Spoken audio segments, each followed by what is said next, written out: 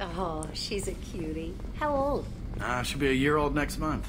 Oh, you'll miss her first birthday. Well, my family lives in New Canton. Oh, that colony's on the edge of the frontier. Could be vulnerable. Wow, that thing is vibrating hard. Exactly.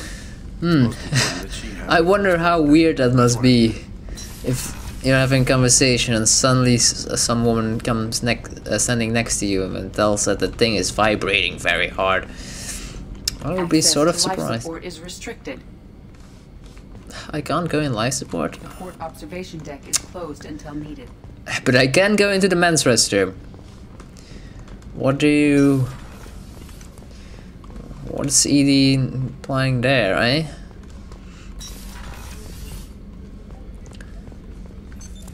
What's this area of the ship?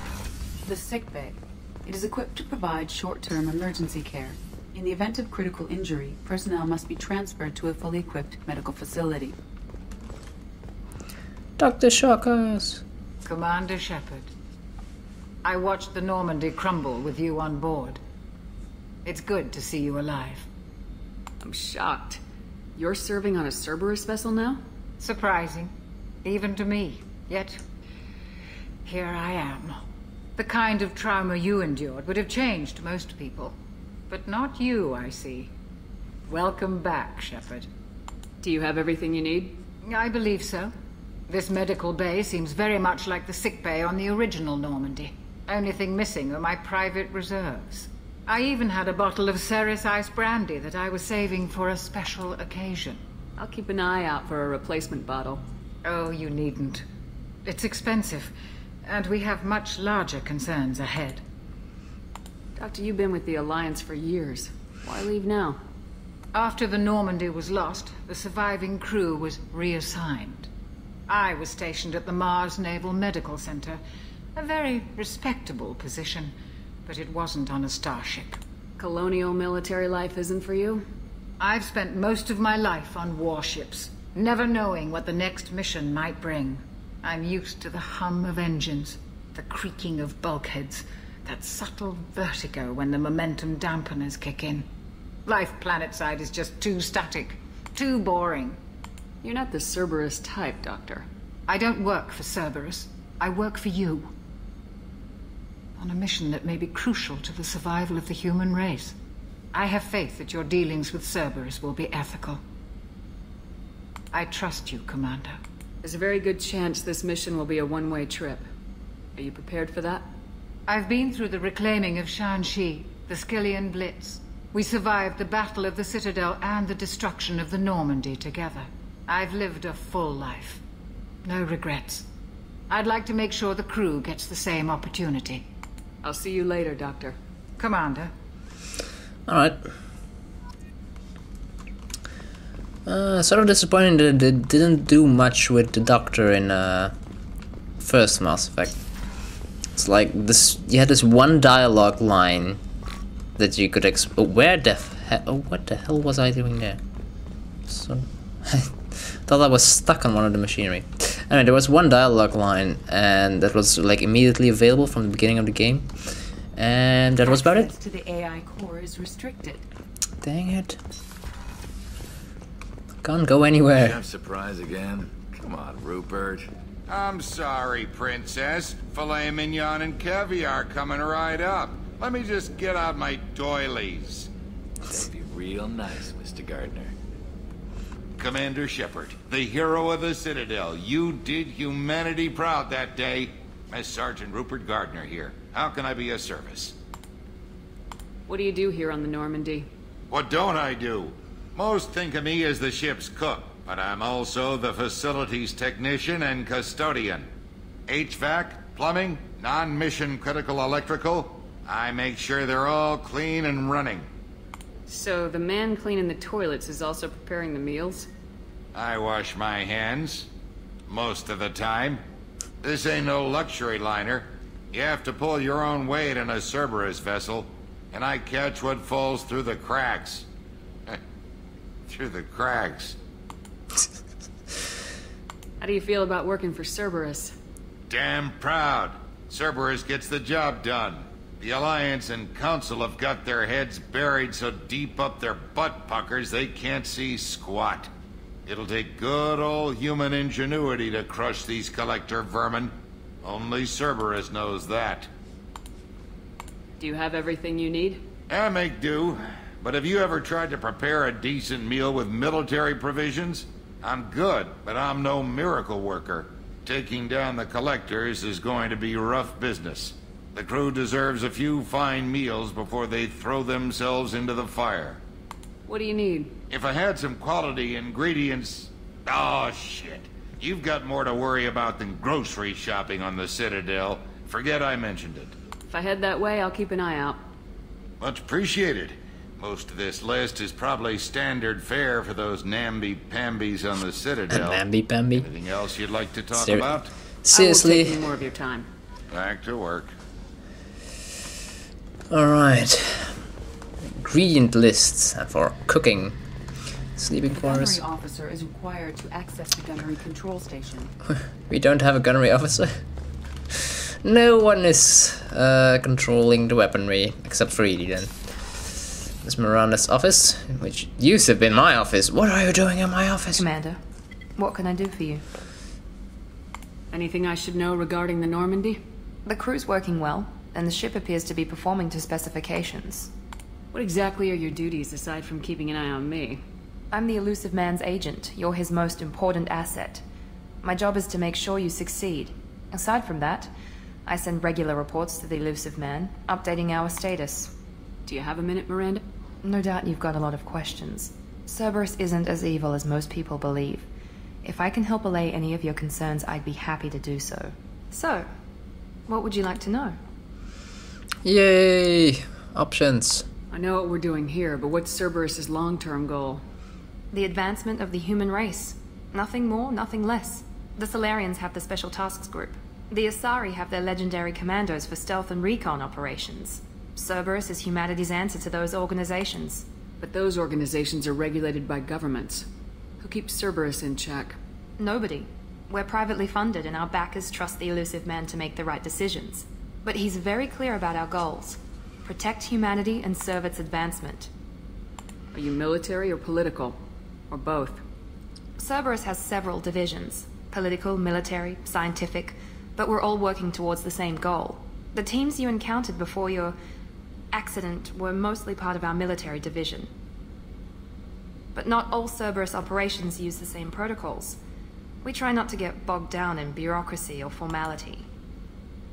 Although I clearly remember shooting someone called Cerberus Scientist. Must have been part of the scientist team then. Or not. Yeah, the resources, man, it took already several billion credits to get me back. What about this ship and all of this? The entire project, it is overfunded. What kind of resources does Cerberus have? We're very well funded, though I doubt anyone other than the elusive man knows exactly how well.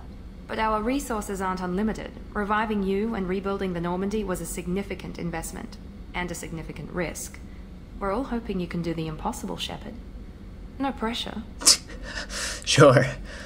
What can you tell me about the elusive man? Not much that you don't already know. Even I don't have access to most of his background.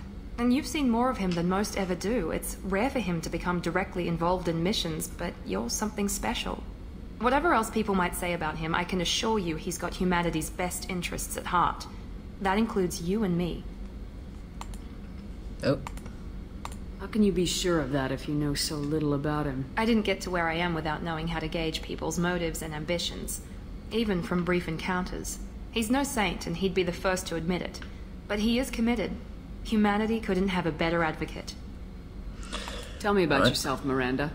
Well, I guess that's fair. I've spent the last 2 years learning everything there is to know about you. Well, you should probably know that I've had extensive genetic modification. Not my decision, but I make the most of it. It's one of the reasons the elusive man handpicked me. I'm very good at just about anything I choose to do. What level of genetic modification are we talking about? That's very thorough. Physically, I'm superior in many ways.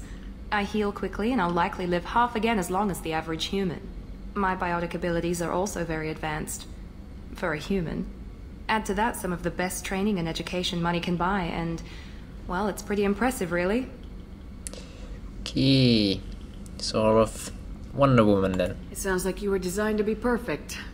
Maybe, but I'm not. I'm still human, Shepard. I make mistakes like everyone else. And when I do, the consequences are severe. Everyone expects a lot from someone with my abilities. Thanks for the information, Miranda. I'll talk to you later.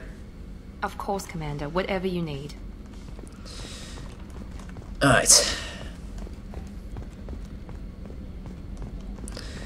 Let's take the elevator again. We're done with crew quarters. Let's head down to the lowest level, the engineering. And go investigate that one thing that was vibrating heavily. The Kodiak. Those are the drop shuttles. What's this area of the ship? Normandy's cargo deck. It includes facilities to rearm and repair Normandy's embarked ground vehicle and shuttle. My last ship didn't need a shuttle. Why do we have one? This ship is nearly twice the mass of the previous Normandy. It is more difficult to land the ship on high-gravity worlds. I see. Access to this room is currently restricted. Alright. Let's take a walk to the bowels of the ship. See what we can find.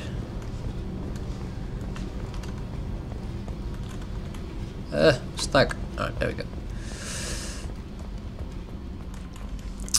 Not a lot. Not a lot was found that day. Hello. You came all the way down here to see us? You're speaking to our commanding officer. I'm touring the ship, getting to know my crew. I'm Engineer Ken Donnelly, handling the power control systems. This is Gabby. That's Engineer Gabriella Daniels, actually. I'm responsible for the propulsion systems. What can we do for you, Commander? Where'd you receive your training? Both Gabby and I started in the Alliance, serving on the SSV Perugia. She flew in the first wave at the Battle of the Citadel. We saw Sovereign firsthand. Why did you leave the Perugia? After you died, Anderson lost political clout. The Council backslid on the Reaper menace. They discounted Sovereign as an isolated threat, as a single... Which was bullshit. They said your warnings of a greater danger were mistaken or delusional. We lost respect for Alliance leadership. We need to fight the real enemy, and only Cerberus seem to be doing that. Mm-hmm. How did you wind up with Cerberus, Ken? Once you were gone, the Alliance brass descended like vultures, tearing apart everything you'd said. I was very public with my defense for you. I didn't hold back. That's an understatement. If Kenneth wasn't such a talented engineer, they'd have court-martialed him for insubordination. But it got me noticed by the elusive man. He made an offer, and here I am. So why did you join, Gabby? Kenneth and I have been partners in crime since we graduated from Tech Academy. When he got the Cerberus offer, I insisted that it include me. He'd fall apart without me. Thanks, Mum. Also, I love engines, and the Normandy is state-of-the-art. When I got the opportunity to work on her, I had to jump. What do you think about Cerberus? Actually, we don't know much about the organization other than the Normandy team. We know our mission and who's in charge. We're off to kick the collectors right in their daddy bags. That's enough for me. Are you set up okay down here? We can't complain. I just wish it didn't take so long to calibrate the FBA arrays. Kenneth, you're complaining. What kind of problems are you having? When they upgraded the Normandy design, they got a bit sloppy with the FBA couplings.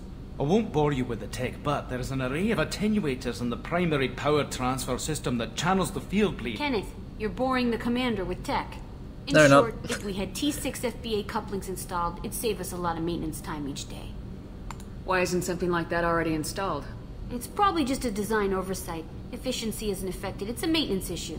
Also, the T6 model can be hard to find. Nash and Stellar Dynamics discontinued them. We could probably find used ones in the Omega markets, but we have no time for shore leave. Alright, Carry on. I'll take a look for them. For those I'm amazed the FBA ship couplings. came down to see us. Told you.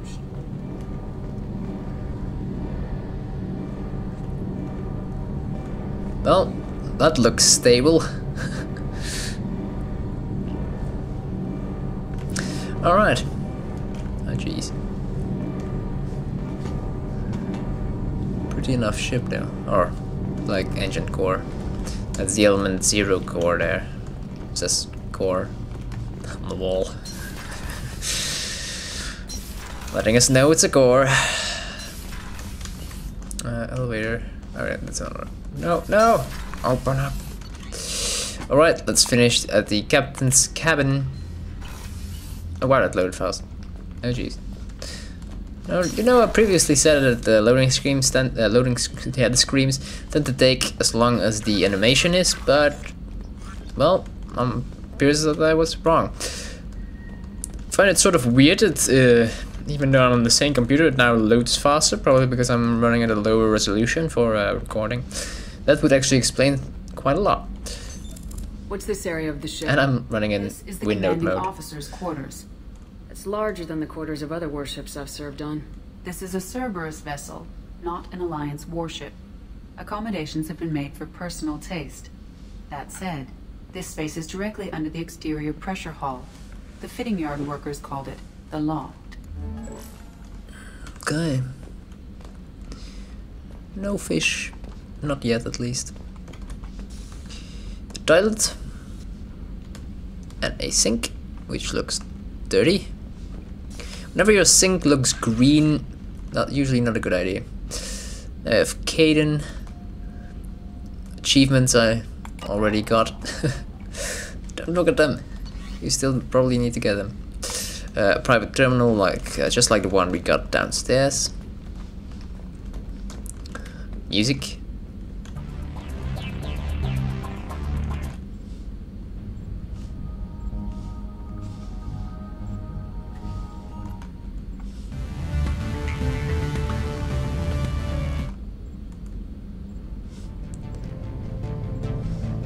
As you can tell, there's quite a lot of music that you can pick from to listen to in your private quarters, where you're like almost, you know, you're almost never here, really. Gear, we already covered this previously. All right, and that about covers the Normandy. Next time we'll be heading to Omega and find the Professor, more than Solus, which is the first dossier that we're going after. Come on. Yeah, I can level up, I think. Yeah, let's end up with a level up. Either tactical cloak or operative. I think this is a pretty good choice. It will level up my Paragon, I think, right over the edge of this first thing. I think every time you reach one of these, you get some sort of discount and such in stores, which is pretty useful. Boom. Oh, there we go. Next will be assassin or agent, and we'll get to choose what we're going for. Or I might pick something else. Who knows? Who knows? I don't know. Do you? Yes, we read that. I'm positive we did. Yep, we know what we're doing. Wow. Missions. Those are all the dossiers. And these are some assignments that we've uncovered. These three are DLC, and the other ones we got on the Normandy, and they're all fetch and collect. Most of them are actually even found on the Citadel, and we'll come across them on browsing stores. Anyway, that about covers this first session of Mass Effect 2. I hope the brightness and resolution and all that and sound are all in order, since I didn't do any testing. Wonderful. Alright. I thank you for watching, and I will see you again next time. Quick save. Goodbye.